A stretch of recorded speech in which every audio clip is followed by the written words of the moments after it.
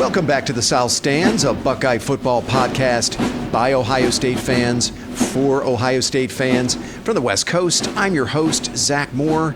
Today is Thursday, November 21st, 2024, and I'm very happy to be joined once again by fellow South Stands contributor, Paige Van Horn from Denver. PVH, how's it going, buddy? It's going well, my friend, going well. Thursday, just sitting in the old front office, watching the sunset.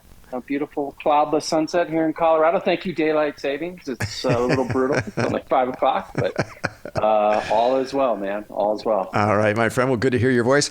Shout out to our friend, Mr. Chad Plummer. He has a work commitment tonight and won't be able to join us, but he'll be with us in spirit. Two pulls on the boo cord.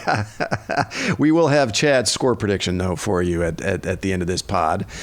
So, PVH, my friend, a couple things I want to accomplish with you this evening. We will, of course, preview number 2, Ohio State's next opponent, the 5th-ranked Indiana Hoosiers. Feels weird to say that, doesn't it? The 5th-ranked Indiana Hoosiers. For all intents and purposes, the Buckeyes and Hoosiers will be playing for a berth in the Big Ten title game. And as a part of our game breakdown, we will also discuss the unfortunate news from Tuesday night, which was the season-ending Achilles injury to center Seth McLaughlin. That is the 3rd season-ending injury to the offensive line in the span of 5 weeks, PBH. But more on all of that in a minute. Yeah, just brutal. But first, I want to have a quick look back at the Buckeyes' 31-7 win over Northwestern last Saturday at Wrigley Field. Now, I did a recap of the game on Sunday, so our listeners know where I stand on that performance, but I'm going to spend a few minutes getting your take on this, PVH, on that game. Now, after a sluggish, scoreless first quarter, the Buckeyes would find their footing in the second quarter. Northwestern drew first blood on a short touchdown run by quarterback Jack Lausch to take a 7-0 lead early in the second quarter. Then the Buckeyes would go on a 31-0 run, thankfully, to ice the game. PVH, what did you see in that game that stood out to you? It was a little rocky to start, right? It was. It's funny. Like, how can you have what was their offense ranked going at, like 119th? I think 130th or 31st was where their offense was ranked. Yeah, in total offense. Yeah, they made it look easy for what, a quarter, and you know that, like, the crazy thing about a game today, right, with the clock management rules, like, you can bleed quarters and time in a way that you just couldn't do in the past. And totally. So that wasn't the I think the start that any of us anticipated. But like we talked about just a second ago, they turned it around. I mean, I don't think anybody was overly concerned. I think your description of it being workmanlike was perfectly spot on, right? Yep. A workman-like performance, a few things to work on for sure. But get in and get out, get the W. I think that's fine. They didn't cover. They don't seem to cover very much this year. And then, specifically, any players standing out? I mean, obviously, Carnell Tate, right, had a great game. It was his day, for sure. Yeah. But, for the most part, I think it was sort of ho-hum, what we expected. I did enjoy, like, the actual sort of atmosphere of it being at Wrigley Field. It looked pretty cool. Yeah. Yeah. It did. Really cool. And probably, I wonder, like, what do you think? What percentage were Buckeyes? Oh, man, it looked to me at least 80%. I mean, when they would pan back from the crowd, the drone footage of the stadium, and when they would pan back and show the crowd, to me, it looked like 85% Ohio State fans. I mean, it looked like the only collection of Northwestern fans were in that one end zone as far as I could see. Yeah, that's hilarious. Yeah, and that makes total sense. Chicago, that probably how many millions or hundreds or tens of thousands of Buckeyes live in Chicago. Anyways, but the game, like you said, it was workmanlike. I'm ho-hum on it. I think they did what they needed to do, right? One of the things I thought we both said, don't get in there, no injuries, get out. Obviously, there's a topic there to discuss later, but man, I mean, I do like the one thing sort of, at the macro level, I like the defense's ability to make plays, right? Like even that first drive, and they got down, and it looked like, oh my God, they're going to score on their first drive, and we got a turnover. We didn't do much with it, but I don't know. They're crafty this year. I like that. So they're causing, some havoc and turnovers. Mm-hmm. They were bringing a lot more pressure in this game. I heard after the game, Bill Landis said they blitzed, Ohio State blitzed on about 50% of their defensive snaps. They usually only blitz around 30 to 35. So there was, to me, that's what my eyes told me. To me, it looked like they were bringing a lot more pressure. Clearly, they didn't fear the Northwestern passing game, and I'm not sure that they're going to blitz with such abandon against Indiana. But to me, certainly, it looked like they were bringing a lot more pressure. 4 sacks, 6 tackles for loss. The strip sack that you mentioned, or the forced fumble, I should say, that Sawyer jarred loose. So, yeah, I thought pretty productive by the defense. But to me, it seemed like, did it seem like to you they were bringing a lot of pressure from everywhere? Well, and I was, when you said yes, and they absolutely were. It's almost like the old Jim Knowles when he got here, right? Yeah. Because that's what he had to do at Oklahoma State. Right. And it's, it's actually kind of an interesting, question of why is he doing that now, right? And to your point there, I don't think there's any flipping way in the world he's doing that against Indiana. I don't think so. And maybe it's just a lack of respect, and I'm just going to kind of, be the Wizard of Oz back there behind the curtain and just try all kinds of different shit. And then when he, needs to clamp down, it seems like they do it, or, give him credit, right? I mean, one of the most important things I think about football and coaching is adjustments and being able to react to what the other guy's trying to do to you, make an adjustment and stop it. So I don't know which one of those it is, but yeah, that was definitely a thing for the game. And the last thing is, like the rotation seems a lot healthier, right? Like a lot of guys are getting playing time. And, I agree. And they're making plays. I'm assuming they're fresher to end the game. So I think that's another big sort of development. Not like it should be, but it kind of feels that way. 26 players played defensive snaps for Ohio State in this game, and you saw a lot of reserves playing some of their highest snap totals of the season against Northwestern. So Caden Curry, Kenyatta Jackson, those guys were starting to they saw actually the last 2 weeks. Jim Knowles had the freedom, and Larry Johnson had the freedom to rotate a lot of guys in, so that was good to see that. All right, Buckeyes handle their business, get out of that game with minimal damage, and set up this top 5 matchup with the Indiana Hoosiers. Why don't we turn our attention to that matchup? Let's do it. All right, buddy.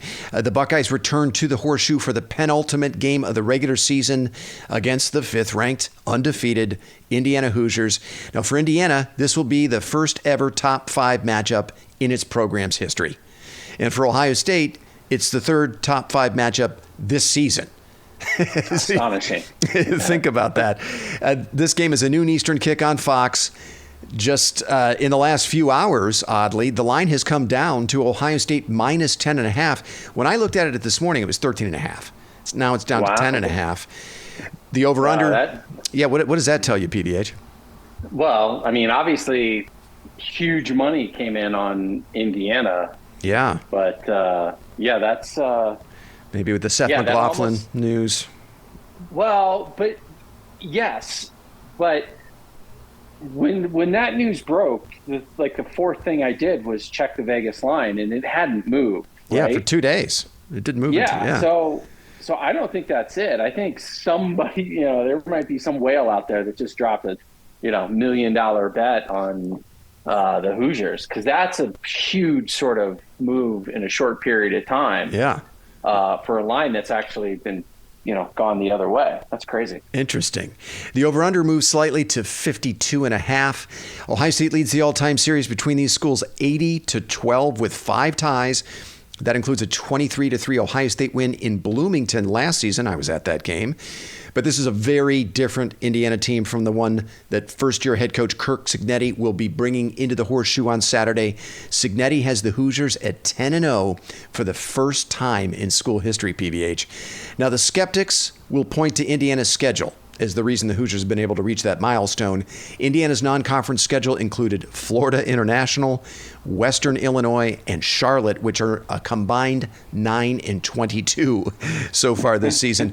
And in Big Ten play, the Hoosiers have played only one team that currently has a winning record, which is Washington at 6-5. Indiana's Big Ten schedule includes 7 of the worst 8 teams in the conference.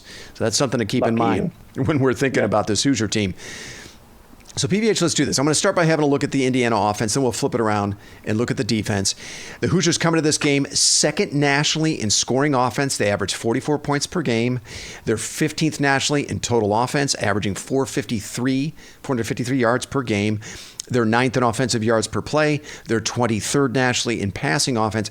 Now, they're 47th in rushing offense. So not quite as explosive, not quite as efficient running the football. The Hoosiers are led by 6th-year grad transfer Curtis Rourke. Rourke spent 5 seasons at Ohio University, where he was actually named the MAC Offensive Player of the Year in 2022.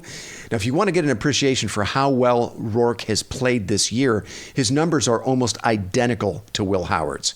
He's completing almost 72% of his passes at 10.1 yards per attempt.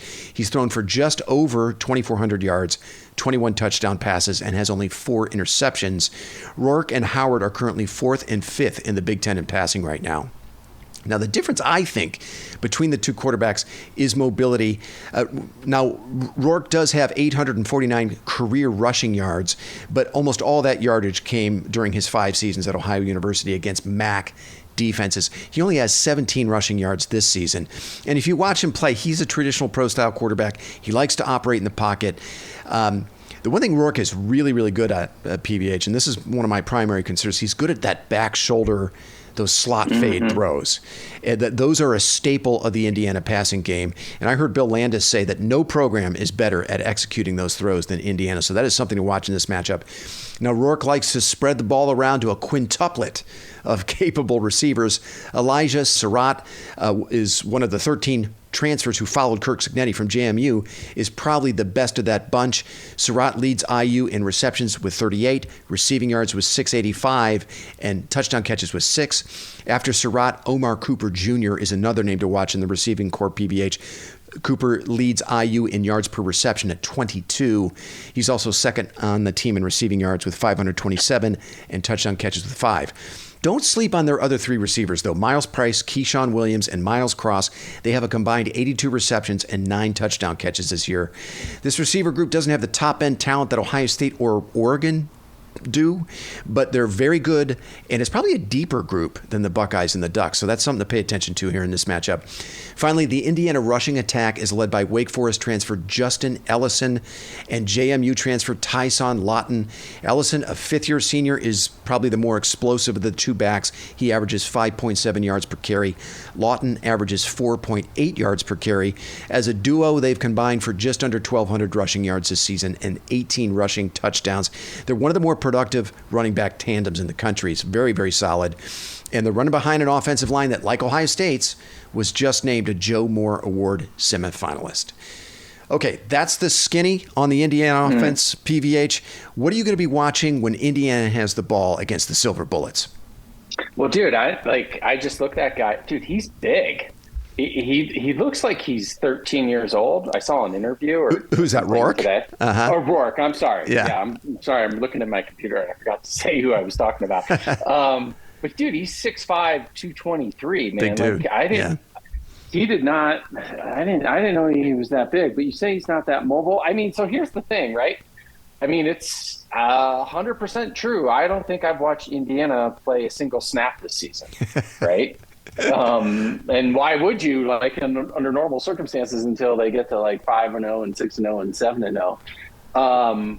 But, you know, to me, I mean, that guy, and obviously the passing attack, I think it's just going to come down to coaching, to be honest. Mm-hmm. And, you know, what can Knowles do to try and slow those that passing attack down, right? I mean, we've all been lamenting our defensive backs, and, you know, Burke's not having a great year. Igmanosin, man, handsy guy. Right. So I think it'll be interesting, and it kind of goes back to, you know, what's he been doing these last 2 weeks against, you know, Northwestern and whatever, Purdue, right, where he's just trying a bunch of stuff out. Yep. And maybe he, you know, the master was, hopefully trying to figure out what, you know, he can be doing against Indiana. But to me, that'll be the match of the game that sort of decides it. I do think they're going to, obviously make plays. But can we limit their plays from the passing attack? I'm with you, and you've mentioned them already, Denzel Burke and Davison Igbinosun. I expect them to be tested early and often by the Indiana passing attack. This is a big moment for those two. A lot is riding on how well they play in this game, I think. Igbinosun is the most penalized player in major college football. His 10 penalties lead the Power 4, and they tie him for the lead in the FBS. And Burke, look, he's just not been able to make us forget his nightmare performance against Oregon. Burke has allowed at least one reception of 20-plus yards in each of the last 3 games. Now, Burke and Igbinosun have the lowest overall PFF grades of the starting 11. Burke's overall grade is 69.6 and Iggy's is 67.5. And their coverage grades are both in that same range, high 60s. But I do want to make sure we're framing this discussion on these two correctly. Igbinosun is basically the same player he was last season. He's grading out overall and in coverage in basically the same range as he did in 2023. He's also grading out as an excellent tackler this season, and excellent against the run as he did a year ago. It's really Denzel Burke's grades that have fallen off precipitously. His overall grade last season was 80.2, and his coverage grade was 81.7. And last season, he allowed a very low percentage of throws his way to be completed, only 52.1%.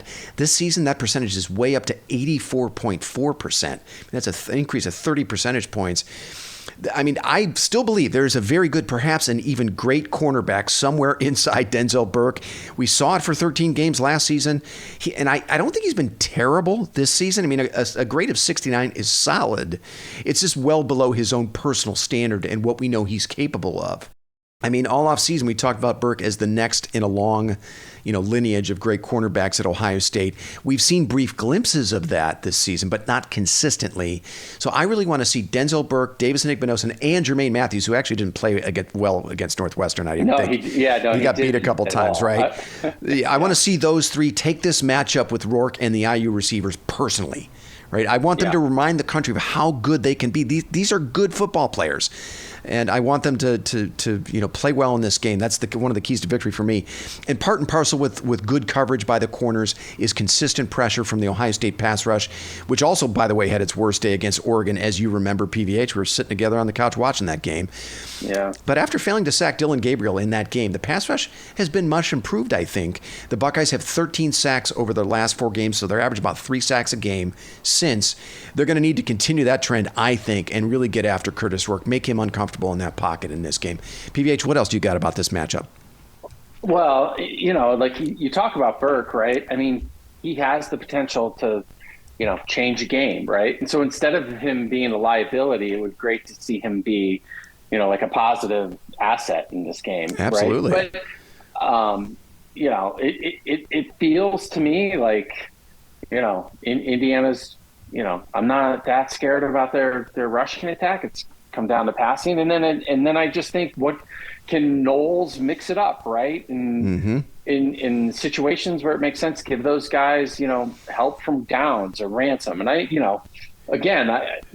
know they're doing all those things. I don't sit there and analyze play by play, but to me, it'll be a kind of a meetings of the minds of the coaches, X's and O's, who's calling what defensive scheme for situational football, and I think we're going to be tested in the secondary, and I think we need to prepare ourselves for them making plays. Can we just make, a couple plays that kind of swing it one way or the other? Yeah, you know what? I think Ohio State's red zone defense could be big in this game, right? Because I agree with you. Indiana's probably, they're going to move the ball. They've got good receivers. They have a good quarterback. They're a very efficient offense. They don't make mistakes.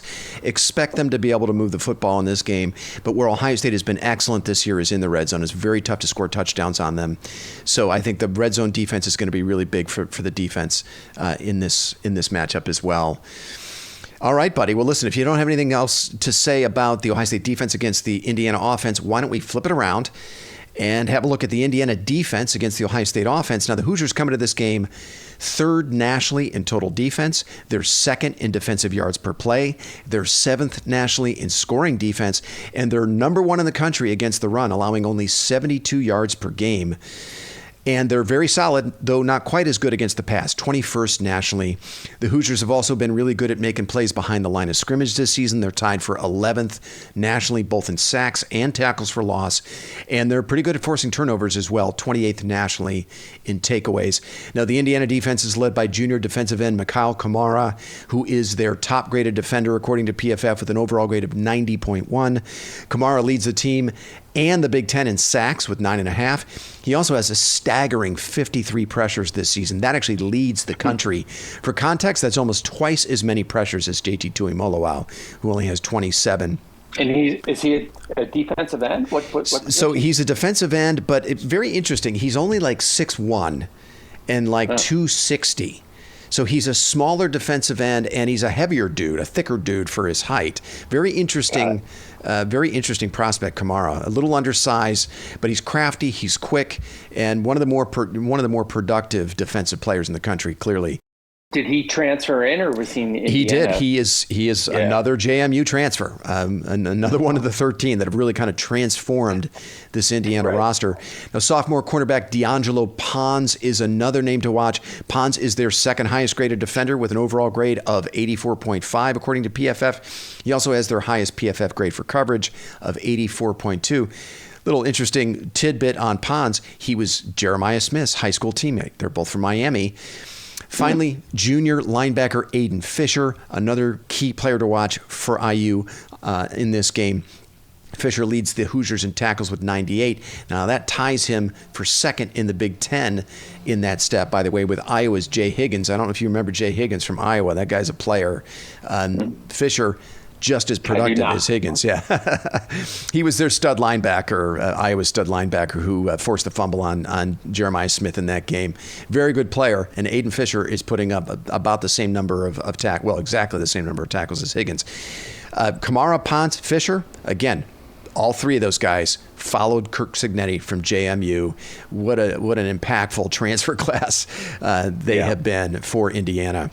All right, PVH, I'm going to kick this over to you. What are you going to be watching when the Buckeyes have the ball against this Hoosier defense? So it's a question for you too. I'm way less concerned about this than the other way around, our defense versus their offense. Do you agree with that? Yeah. So, I would say I think I'm more concerned about our offense against the Indiana defense. Oh, really? I'm the exact opposite. Oh, interesting. Okay. Well, tell me about that. Maybe you can allay some of my concerns.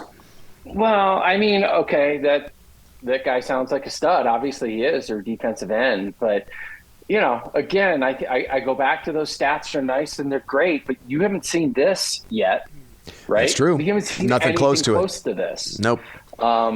And I think that goes back to, their strength of schedule, who they even played in the Big Ten, which would be an interesting question to ask the person who put together the Big Ten schedule. Like, how is it even possible? Like, you couldn't even think of that they haven't played one of the top 7 teams in That's right. the total Big Ten? Until tomorrow, until Saturday. They will have not played any of the top 7 teams. That's right. None with a winning record? Only one, which is Washington, has a winning record. Okay, yeah. Okay, and they've lost 5 games, Washington, this season. Yeah, and and maybe I'm just conditioned, right? Like, I expect the offense to score as great as the defense has been this year. Maybe it's just sort of PTSD for the last few years, but I just feel confident that, we're not going to score on every possession, but we're going to be able to make enough plays on our offense, right? And I just feel better about our defense making the plays when we need to versus theirs. Therefore, this is the sort of the side of the ball that I'm feeling strongest about. And I think, for the individual that here he comes again. Don't you all forgot about our friend Mr. Ibuka? Yes. And he's been super duper quiet. Very quiet. These last 2 weeks. And last week was probably the last 4 weeks. The last 4 weeks. Yeah. I'm looking. He had 3 receptions against Nebraska, 3 against Penn State, 1 against Purdue, and only 2 last week. He's been very quiet. He had 10 receptions in the game against Oregon. You're right. He's been very quiet, PVH. Very quiet. And I just kind of felt like, last week was Tate, and, for whatever the reason, it doesn't go your way. But he's just too good of a player for him to be quiet for too long. And so, like, if I'm Chip Kelly, I'm I'm scheming for it, right? And again, I think this is going to be, a lot of coaching and X's and O's, but I would focus, not maybe more than Smith, but like Ibuka has to be a factor in this game, and I think he will. Absolutely. That's a great call out there. I expect them to get Ibuka involved early and often, get him touches maybe even in the run game. As well as in the passing game. Now, Indiana's defensive numbers are every bit as good as any of the other playoff contenders, including Ohio State. But how good are they actually? To your question, PVH, I agree. I just don't know, because the best offense they've faced so far this season is probably Maryland's. The Terps are currently 44th nationally in total offense. And Maryland did some damage against that IU defense when they played. Billy Edwards Jr. threw for 289 yards and 3 touchdowns in that game. Roman Henby, the Maryland running back, ran for 117 yards and a touchdown. And that was a 7-point game going into the fourth quarter before IU pulled away. Northwestern also had some success throwing the ball on the IU secondary. Jack Lausch threw for 243 yards and 2 touchdowns in that game. Bryce Kurtz, who actually had a good game against us, he caught 10 passes for 128 yards against the IU secondary.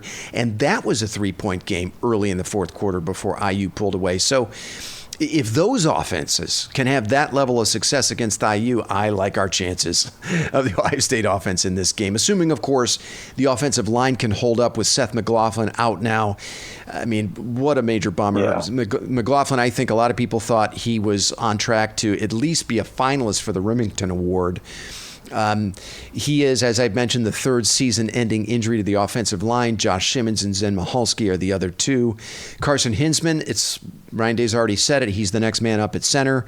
He has played well at left guard the last 2 weeks, and we know he has 12 games as a starting center under his belt from last season. So the Buckeyes are very fortunate that they were able to hang on to Hinsman, right? I mean, you think about that, whoever, if that's just Hinsman sticking it out or the coaching staff doing a good job of managing expectations. Or they gave him, hey, dude, here's $250K, just stick around. Right? Might have done that as well. But however it was, they managed to get Hinsman to stick around. Thank God they did.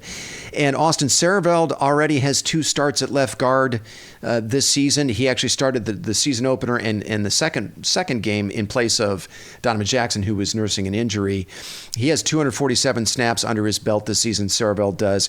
Sareveld will take Hinsman's place at left guard on Saturday. So this is a big moment, a big spot for Hinsman and Sareveld. And, of course, you already have Jackson playing out of position at left tackle. So we'll be watching the left side of that offensive line and center. So assuming the offensive line can play, could at least be serviceable, then I like our chances to move the football and score points against this Indiana defense. I think this is likely where the game's going to be won or lost by the Buckeyes with this makeshift offensive line. If the line holds up against McCall, Kamara, and company, I think Ohio State wins. It's really that simple in my mind. Let me kick this back to you, PBH. Any other thoughts about the Ohio State offense against the IU defense? Well, I mean, obviously, the injury to Seth was devastating. There needs to be not only a podcast, but a documentary to understand why, we're in this, it's just weird. Like, we have receivers coming out of our ear holes, but right. Offensive linemen, we don't have it. And man, I hate to say it, but you watch what happened last year with Michigan. They did that all with their offensive line. I mean, you don't have to have that, Harbaugh mentality with it, but it just doesn't feel like the priorities are there. There's just something wrong. I don't get it. That was very bummer of news to get on whatever Tuesday night. Yeah. But I just think that's another thing, right? Like if they're going to try and exploit that, then you have an opportunity on offense to throw outs, quick passes, RPO, whatever it is. And so they're just going to have to coach through it. And hopefully they're better equipped to deal with this one than the last one.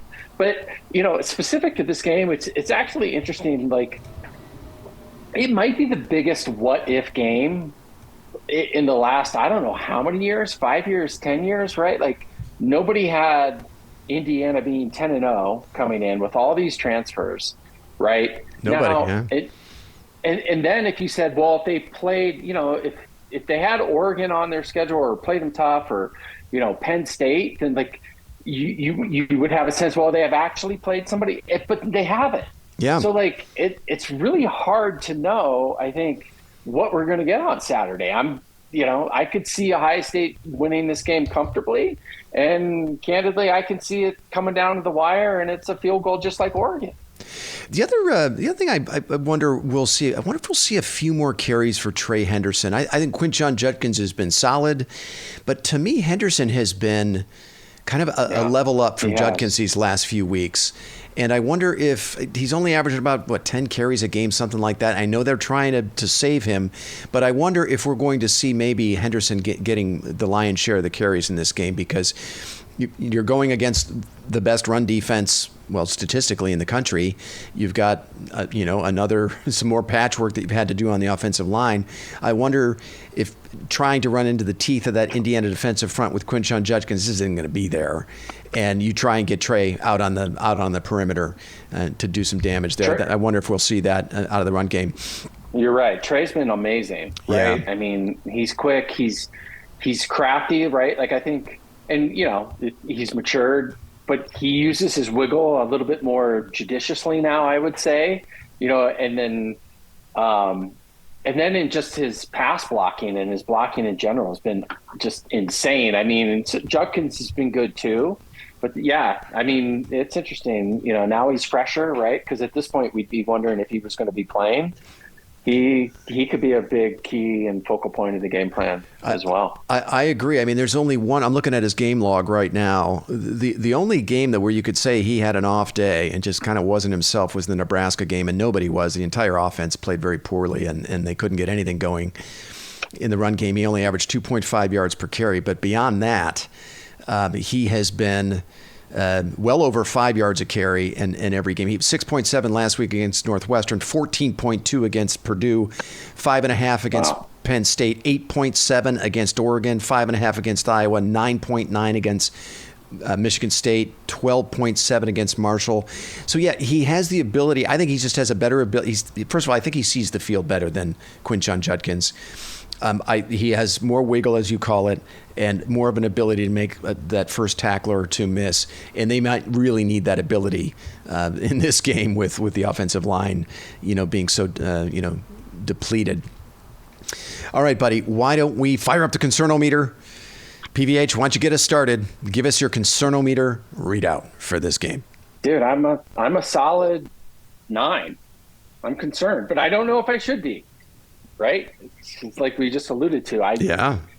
You just don't know what's coming into town. And those boys are cocky too, or at least their coaches. Very confident. Very confident. Well, he's very confident. He's also pretty fucking cocky. Mm-hmm.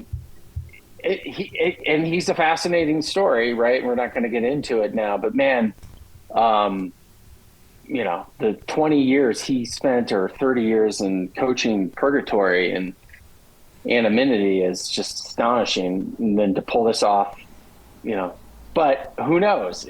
Again, they haven't had the competition that I can say, otherwise. I guess I'm buying the hype, and I'm at a 9. Yeah, I mean, the Ohio State offensive line, in light of the McLaughlin injury and the inconsistent play of the Ohio State corners, are concerns for me in this game. Also, look, Indiana has had an extra week to prepare. They were off last Saturday. Yeah. So my concernometer, and this is a first, my concernometer is a solid 8. This is very rare that you're higher than me on the concernometer. Now, like you, man, I wish I had a better handle on just how good Indiana actually is. I mean, on the one hand, they have the statistical profile of a legit CFP contender. I mean, we just went through all the numbers. They've outscored their opponents this season 439 to 138. That's a point differential of over 30 points per game. That's very impressive.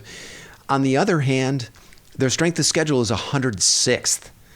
And they were in 4 quarter games both against Maryland and Northwestern. And the last time we saw Indiana, they were getting manhandled by the Michigan defense. Michigan held Indiana to 18 total yards of offense in the second half of that game. They held the IU run game to 1.8 yards per carry on the afternoon. Without Will Johnson, they held Elijah Surratt to only 1 catch. And the Michigan defensive front sacked Curtis Rourke 4 times in that game. If Michigan weren't a dumpster fire on offense, IU loses that game, period, full stop. So was it just a bad half for the IU offense, or did Michigan give Ohio State a blueprint for shutting the Hoosiers down? We shall see. There's just plenty of data either way to suggest that either IU's legit or they're not, right? They're just a team whose numbers have been inflated by a lousy schedule. So I just don't know exactly what kind of challenge they actually present to the Buckeyes. All right, buddy, you ready for score predictions? Yeah, let's do it. Give me about. Yeah, I'm rethinking my score prediction. But, Do you? I mean, I'm happy to go first if you like. Yeah, you go first. Okay. Yeah, let's switch it up. Or actually, we'll give Mr. Plummer. Oh so yeah. Do you have it handy? Yeah, I do. Okay. Yeah, I got it handy. So he is at a 6. He's at a very mellow 6 on the concernometer, and he has the Buckeyes. Well, he actually didn't preface this. It just says score prediction. So we're going to have to put a question mark next to this, Chad. It's 42-23, but we're not quite sure who's the victor. Well, knowing Chad, it's certainly Ohio State, right? Maybe he's truth in lending. We need to know. So it doesn't say, but we might lean Buckeyes, but you're not sure. Okay, so 42-23. 42-23. All right. Now, I know, these are uncharted waters for Indiana playing in a game of these stakes. I know Ohio State has a huge talent edge, but my gut says this is going to be a 4-quarter game. I also think this is going to be a lower scoring game than people think. I don't think they hit the over, and I don't think the Buckeyes cover either, but I do have Ohio State winning this one 24-14, and that gets them one step closer to that rematch with Oregon in the Big Ten title game. PBH, what's your score prediction? So I was originally at 30-20. You know what? I'm just going to stick with my gut. I'm going Ohio State 30, Indiana 28. Wow, 30-20. Yeah, and it's going to be a nail biter. And I've been wrong quite a bit. I don't think they're going to cover. And they've been miserable at covering, but I'm not even close to them having them cover this game. I just think I guess I'm buying the hype more than I wish I were. Okay. 30-28. That is going to be a very uncomfortable Saturday morning for me. I wasn't even if my score prediction weren't that close, I'm not expecting Ohio State to run away with this, right? Yeah. So we're going to be grinding on every play like we usually are, but I just think this is going to be it's going to have a ton of intensity. I do think the extra week for them is big. Big. I agree. The McLaughlin injury, and I sent this on text though. It might be a rallying cry for these guys. Yeah. Do it for Johnny. I hope so. Yeah. And emotional, right, for the whole team. And so they might get like a short-term bump, perhaps. I feel long-term it's awful, right? Yeah, it's not ideal. Maybe they could turn. Yeah, no, it's terrible. And but maybe they can turn it, in a short-term positive way and, feed off it for this game. And how about, or maybe not, or maybe the other guys they bring in aren't as good as him. Hey, how about the Ohio State crowd? How about we see a little something from the crowd in this game? I saw that the university put out through the Ohio State football, like their official team page on X, put out this, basically this PSA. Like, if you're at the game, make sure you're loud, make sure you're standing up and cheering on third down. And part of me is like, oh, that's kind of cool. And then the other's like, oh, is that kind of pathetic that they actually have to prompt Ohio State fans 100%. To be loud and obnoxious and cheer? It's just, 100. Yeah, it's obnoxious. And part of it is, like a lot of times you play in teams that just, you're going to beat by 50. But it wasn't just that. There was something else I think I read, right, where, they need to reevaluate everything, right? Yeah. The atmosphere there is lacking. Yeah. Yeah. And, for good games and for this, and I'm glad, call people out, make them accountable. Yeah. That's awesome. They should totally do that and, make it a factor. 100%, because that's that was a big factor when we played up in Eugene, no doubt. Yeah, I think they're going to need it. I think Ohio State's going to need that lift in this game. And the other thing I was thinking, like, I would almost prefer if this game were in Bloomington, because I just feel like Ohio State just plays more. I could be totally wrong about this. It just feels that Ohio State plays with more of an edge when they're on the road than they do at home. Sometimes I feel like they're a little too comfortable at home than they are on the road. But yeah, let's see something from the environment there, right? It has been a lousy home schedule. There's been a lot of blowouts, and you could tell just looking at the schedule, right, before the season started, there was a lot of duds on the home schedule this year. But this is an opportunity. These next 2 weeks is Michigan is next week as well, for the crowd to really be a factor in this game, and I think they're going to need it both this week and next week against Michigan. Yeah, totally. I heard before I let you go, I heard one interesting comp, and we'll have to wait and see how it plays out the rest of this season and in the seasons to come. But Doug Maurice made an interesting comp of this Indiana team to the Mark D'Antonio Michigan State team circa, 2011, 2015, right? That team that beat us twice, yep. Right? Well, they beat us 3 times. In 2011, the rebuilding season, they beat us in the Horseshoe. They beat us in the Big Ten title game in 2013, and then that terrible home loss in 2015 in the rain and the wind. I could kind of see it, right? I mean, that Michigan State team, definitely a lot of good, tough as nails, 3-star kids, right? A lot of Ohio kids that, weren't recruited by Ohio State, with a sprinkling of like NFL guys, Shalik Calhoun and dudes like that. But I think that's a good comp. I'm getting that kind of feel from this Indiana team with Cignetti and the type of players he's brought in there. What do you think of that comp? Well, yeah, no, for sure. Yeah, I just go back to I have no context to judge you on. Yeah, they got to prove it, right? It might be too early to make that. And I'm not talking about the 3 years of Michigan State. I'm just talking about this specific game. I mean, they're kids, right? I mean, they want the bright lights and they want and I think iron sharpens iron. And I just expect Ohio State to be super fucking motivated for this game. Yeah. But, Indiana, again, like the statistics will tell you it's going to be a close battle. Although Vegas would say it's not. I don't know. I guess. But that Michigan State reference, yeah, I get it. I think it just, when I look at it from 1 year and the microcosm of this game, I need to see more. Yeah, I agree with you. We're going to learn a lot about these two teams, I think, especially Indiana on Saturday. I would love nothing more to be wrong about my prediction. Ohio State's just like, hey, Indiana, you had a nice little season, but welcome to the big time.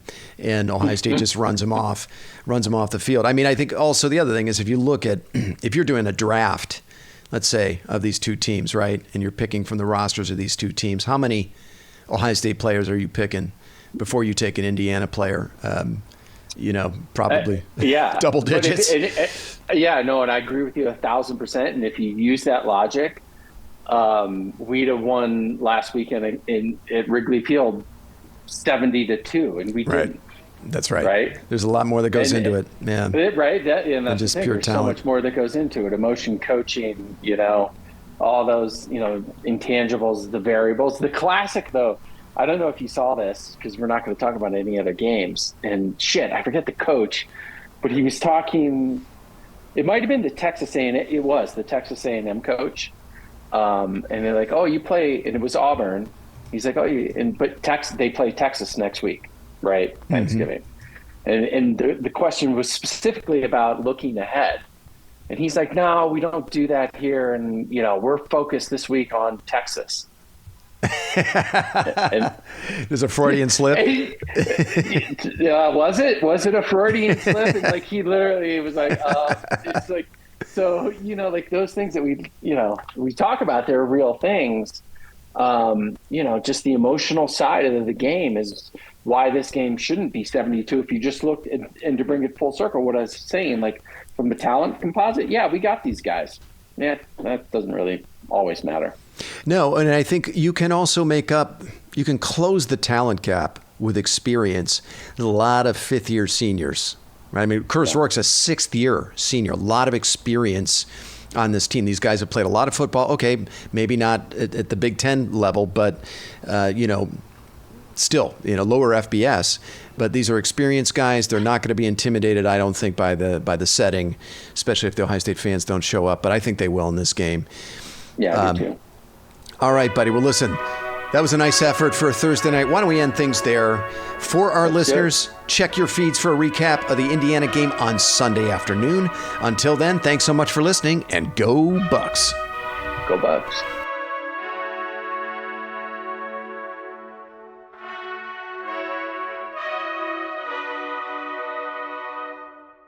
You've been listening to The South Stands, a Buckeye football podcast. Follow us on X at South_Stands.